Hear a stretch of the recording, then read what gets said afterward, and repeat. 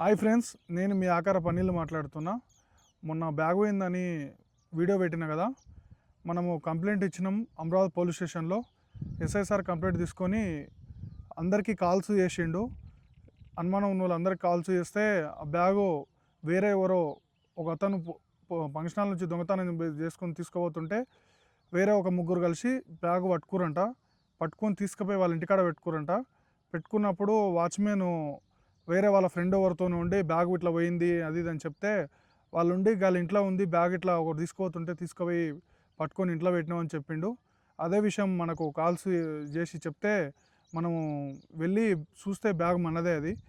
అప్పుడు ఏమైందంటే బ్యాగు తీసుకొని పోలీస్ స్టేషన్కి పోయినాం.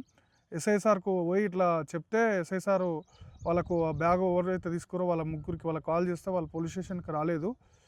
ఇంకా మనము బ్యాగ్ తీసుకొని వాళ్ళు రెస్పాన్స్ సరిగా కాకపోతే మన బ్యాగ్ మనం తీసుకొని వచ్చేసినాం.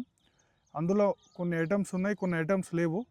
కానీ ఇంకా దొరికింది చాలనుకొని మన బ్యాగ్ మనం తెచ్చుకున్నాము.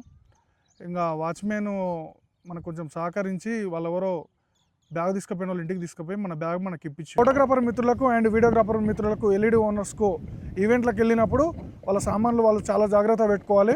నాకు జరిగినట్టు ఇంకొకరికి జరగకూడదని నేను అనుకుంటున్నాను. అమరావతి ఎస్ఐ సార్ గారు మాకు బాగా సహకరించాడు. సార్కు థ్యాంక్ యూ సో మచ్.